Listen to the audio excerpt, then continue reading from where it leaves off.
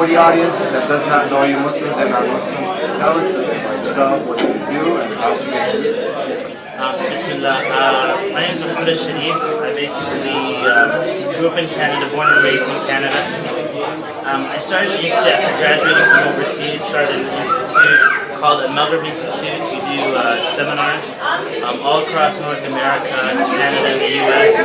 And in the UK, alhamdulillah, in the last few years, the Maghreb has become the largest university system for Muslims, and we've approached it from like a business seminar model, and yet teaching them university classes. Alhamdulillah, we have now probably about 20,000 students. We teach in about 18 cities across North America, UK, and the US, as I said, places like Los Angeles, New York, Chicago, London, Toronto, Windsor, and so on. And you were from where in Canada? I grew up in Winnipeg, and I currently live in Ottawa. Now, this interview is not just about Maghreb. We want to focus more on Alshareef, the individual. So, what else do you do outside of the Maghreb? I also, in addition to Maghreb, Maghreb is a non-profit organization, so I took the lessons from the Maghreb that I learned in building this and built my own business, my own like corporation, and it's based on like personal development. And I do seminars, for example, like on money management, on time management, leadership skills, life coaching, emotional mastery, and so on. So today's show, we're going to kind of focus on a few things actually, and that is number one, about the financial issues of Muslim. And from a deen point of view, having studied overseas in degrees in Sharia, and from your knowledge that you gained overseas and here and it's really important from a deen point of view to be financially stable for Muslim. Sure. Okay, so your question is like, from a deen perspective, is it important to be financially what? Stable. Wealthy. The reason that I asked that question about stable is because there's different levels of finances. You said financially stable. You could have said, for example, financially independent, or you could have said financially free, and they're all different levels, right? So, is it important for a person to provide for their family and to have a roof? Like that's their responsibility. It's not that it's important. A husband has to provide for his family, maybe a son, his parents get old, it's their responsibility. Now how they go about that, they can either be financially secure, and that's their aim, or independent, or free. When I say independent, I'm talking about like they don't need to go to work. They have like enough to take care of themselves. And when I say financially free, that means they can do whatever they want, and finances is never an issue. So the question is it important? I believe that when it comes to their finances, that they're either going to be the master of their money, or they're going to become enslaved. And so if they don't master the issue of finances, what tends to happen if they think that, for example, that money is just evil, then what happens is that they become the slave of money. They have to go to work 9 to 5 in a job that they don't like, and they're depressed and sad, and they miss out on so many things in life because they have to pay their bills. We all know that. Yeah, so they become the slave. And so I would tell people, like, master the money so that it can work for you and not the opposite.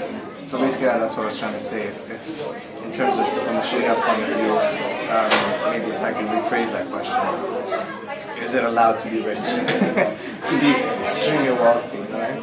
Okay, so is it permissible to be extremely wealthy? In order for something to be permissible or not permissible, right, if you're dealing with issues of religion, right, such as how to worship God and so on, you need to have proof from Islam, and this is the way to worship. When it comes to like worldly affairs, you actually need proof if it's forbidden. But basically you can do whatever you want in the world because it's not related to religion. So you can sit or stand up or eat this type of food or that, so everything's alright so long as there's no proof that says no.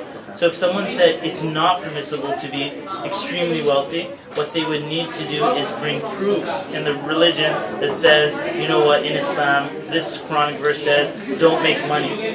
And then I think they would be hard-pressed to find verse like that. In fact, Allah might mention in the Quran people who didn't have wealth to do the commandments of Allah, such as they're going out to battles or someone giving charity. They wouldn't have the wealth, and but they were still sincere about it. So there's nothing in the religion that says you can't have like this extreme wealth, so long as someone is giving the charity that's due from them, and that is the zakah. After that, in fact, you could say that a person with more zakah, with more wealth, pays more zakah. They actually have the opportunity to have a better chunk of the reward in society because they're helping so many people. This is like kind of like purify your wealth, improve your wealth. What? Pay zakah, right? Doesn't it like purify your wealth? Yeah. So the word zakah basically means to increase. Right. So it's the specific charity that a Muslim pays every year, 2.5% of their income. Or their savings for that year. So it increases it because they've given for the sake of charity. But what's really interesting, for our viewers who are listening to this and watching this, is zakat is paid on a person's assets, not on their income per se, but on their assets. So by virtue of having an asset is something that consistently brings in money into your pocket. So if you're paying a lot of zakat, that means you're not only wealthy, but you're going to keep on making more wealth, more and more wealth. So I would tell people, if you want to be wealthy, then aim to pay as much zakat as you can possibly pay. And then you'll be a millionaire just by that goal. Okay, so it's permissible, it is encouraged, I would add to that, right? To be financially stable or independent, right? And now, what are some more practical issues? What are some steps that, for myself or our viewers who have, they're young, or old, they just come out of bad experiences of finance? So what can they do to actually take some steps to financial independence, financial freedom, getting out of debts? Okay, so the idea of getting into debts and the financial problems, basically it comes from a lack of financial management. And in fact, in universities, sorry to say, but they never teach anybody about finances. In fact, just to get into university, you have to get into debts, right? And they're like, oh, just take out a loan. Oh, just, and they raise the prices on everybody. And everybody's like, you come into university as like a slave to that money system. You come out of the university a slave to the money system. And in the university, they teach you about other stuff, which they say someone will pay you for this information so that you can pay us back the loan that we gave you. Right? So they're not teaching you about money. So what I'm saying is that the first step that you need to do is educate yourself and about financial mastery, and you'll find information like that typically in books, right? In the wealth sections of libraries and so on, and bookstores. And you'll also need to rewrite your beliefs about money. So before this question you asked me about is making money encouraged, or is it wrong? You'd actually find people that really do think, even though I said, oh no, it's not wrong, but someone would disagree with me. They were like, no, we think, culturally that whatever, they'll say it's religious, that money is bad. So if you have an idea that money is bad, then what are the chances of you trying to bring in bad stuff into your life? So your beliefs are also going to determine how you interact with money. You mentioned the issue of university, and you will lead me to my next question. We live in North America. Most of the systems, financial systems here are based on interest, and most students, Muslims and non-Muslims, are faced with this. And the non-Muslim students are realizing, what you said, right? You start your university career in the hole, and when you get out, you're in a even bigger hole. You're talking about 40,000, 50,000 by the time you're done. And when you end up paying your debt back, it's almost twice as much as you initially took. Yeah, and you got the house after that and the car that's going to come up even before you get out of the student loan debt. So it seems like this system is, as you said, it's an enslavement system where it keeps you choked. Now, what can, especially a Muslim student who enslavement by choice, though. By choice, yeah. I think that's a good point. They didn't enslave everybody. All they did was offer, and everybody said yes, please. So you're saying. So I'm not blaming them. Right. So yeah, go ahead. So what could be an alternative, or what can a Muslim student, or even I think today I've even seen a non-Muslims want to go that avenue. What can they do to avoid this? Okay, so the idea of like if a person, it's all right. Like in Islam, we're not talking about like interest-based Right. loans, but in Islam, there's something called like I think what a non-Muslim would call like angel investors, which are people that just give you money and they don't really want return. They just want to see you do something good for society, right? So Islam has that built into, like, a Muslim gets reward for doing that.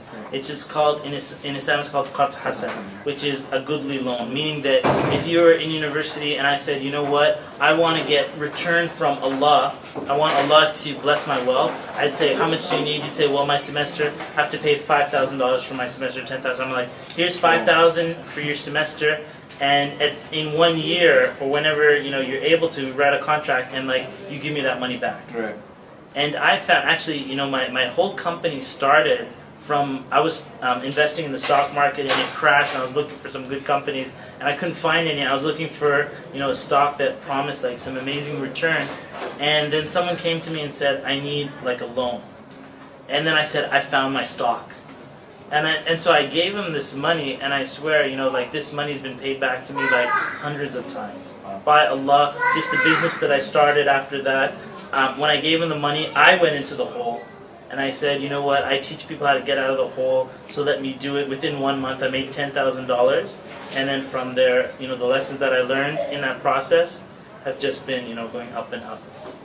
That's great. How about the people who are stuck in OSAP loans, interest-based loans, students, Muslim students? Is there a way for them to get out? Is there any steps or advice they can give them? Okay, so if someone's in a debt, basically what they need to concentrate is getting out of that debt as soon as possible. Firstly, they need to repent to Allah for taking a loan and getting involved in interest. It's one of the major sins in Islam, and it's one of the most forbidden things, is to get involved in interest. So they need to repent to Allah and realize that they've done something wrong. And kind of like, when we were talking earlier about what should they do instead, they might be doing co-op. Nobody said you have to do university education in 4 years. Work half the year, pay for your education the other half. And I tell people that the knowledge that you get, how do you make money in a short amount of time, it's usually more important for you than your university education. If you only basically accepted the discomfort of trying to figure out how to make money, you'll learn practically on the street, and then you come back to university and you're like, I could be the teacher, because I know about how to make money. Okay, so we were saying the question is, if they're involved, they need to repent to Allah. Secondly, is they need to not get into any more debt and focus on repaying those loans. So they would, for example, make sure that if they've taken like a student loan, by the time that they graduate, that they pay off those loans before they pay interest. So that might mean taking extra breaks, working, building up that money, so that as soon as they graduate, inshallah ta'ala, they paid off that loan. And then as they move forward, they only move forward with goodly loans. And by the way, again, university system or the society teaches people to get into debt. And I would say, why not adopt a different culture, which is a cash-based culture, which is you buy things that you can afford. What a unique concept. You work for thousands of years, yeah. right? No, and countries that are excelling, like China, and I don't really know too much about them and stuff like that, but they're cash-based. Meaning that they don't buy something until they have money, and because of that, they own what they have, versus us, for the most part, which is like houses that nobody really owns except the bank, and cars people don't own except the bank. So the bank is the owner of like everything, and the real estate that you're on belongs to the government and stuff like that. It's like fake money, Fake money, yeah. digits, and yeah, that's great advice. Now, one of the questions that myself I wanted to ask is there such a way or such a thing as become a millionaire or very wealthy overnight? Did it happen in terms of a halal means? Is there someone who can hit the spot and become a millionaire overnight? What do you mean by overnight? Just in a very short time. Okay, so your question is like, is it possible to become a millionaire overnight? And the answer is yes. And the reason I said, what do you mean by overnight, is you can make it overnight and you can lose it overnight too, right? So you'll see people in the stock markets, one day they make, 400 million, and the next day, they don't tell people about what happened the next day. They lost 360 million, or they still have 40 million, but, they lost so much money. And I think the easier something comes, the less people respect what they have, and then they lose it very quickly. So examples of people winning the lottery, very soon they lose that money, and they might say that that was the worst thing that ever happened to them. Someone who gets an inheritance, they get it very quickly, and then they lose it. So what's more important, I think, is the lessons that you learn in building up this wealth up into the million mark. The $1 million mark isn't necessarily. It's more like a significance thing. Right. But when you're talking about your needs and being able to contribute to society and so on, you can contribute by being an amazing fundraiser. So it doesn't have to be you the one paying. You can be a great leader and collect community money to help, the poor and needy and so on. Or when we're talking about your own personal needs, when you actually calculate it, you might not need that much. Probably 40, 60,000, and probably even less than that, depending on where you live. When I calculated it, I could be financially independent at 17,000. You talk about your rent, your groceries, a couple of bills here and there. It doesn't come out to very much, right? So.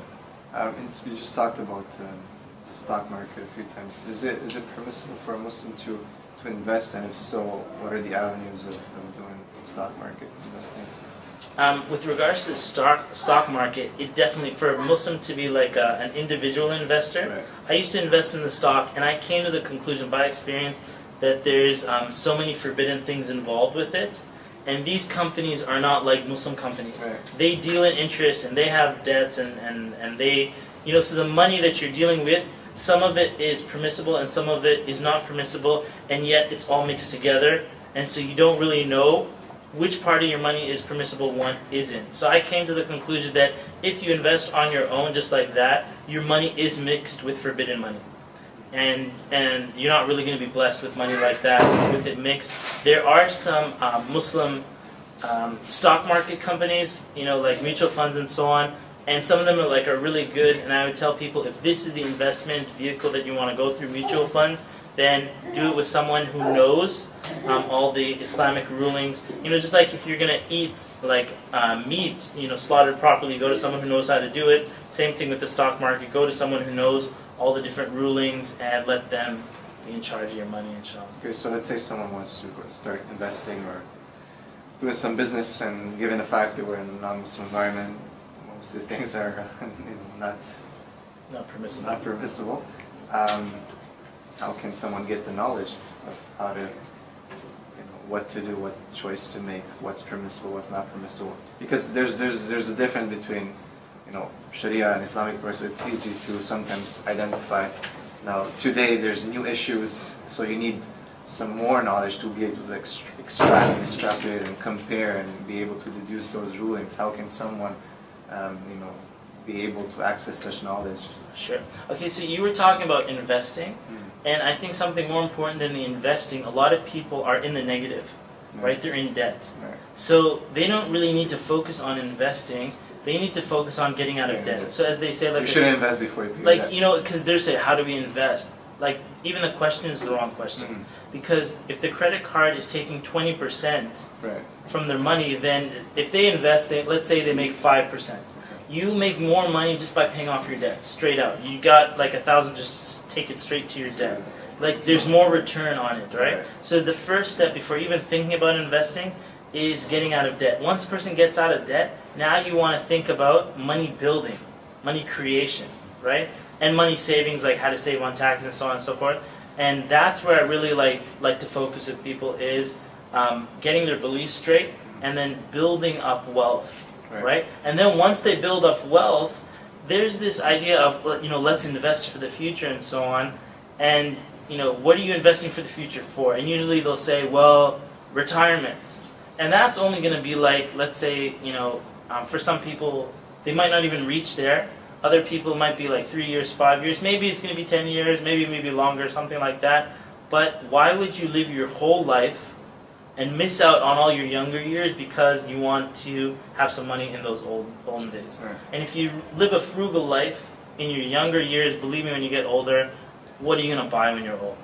Right? You're just going to go on vacation or something like that. I think there's just this overemphasis on the retirement. People can focus better on getting financially independent and financially free and enjoying their life while they're young, and also doing good things when they have that energy and time, and really bring the happiness that everybody's looking for. I mean, that's my focus. The other question is, now for our viewers, our communities who are watching, most are Muslim masajid, our communities, our Islamic centers are run based on donations. What are some ways that they can maybe gather forces and unite and invest, or come up with a system where the Muslim community is not ran by donations anymore, but it actually generates income? It can open up different avenues for the youth, maybe setting up those loans and so on. Are there any steps or any advice that you can have for our communities? Sure. When it comes to the community, I've noticed that people, their money management habits start getting applied to community projects. So if they're financially mismanaged in their personal life, and then you make someone like that the president of something, that institute, I'm not mentioning any messages or anything, it's a general principle that they don't know any better. So then the masjid becomes financially mismanaged or something like that. So what you're asking basically, and by the way, I just like to say like a good point about the masjids. A lot of our youth, they don't take risks, right? So basically they'll say, oh, I can never ask anybody for money, I can never fundraise. And so these masjids were built by our parents or older immigrants who basically had courage to take risks.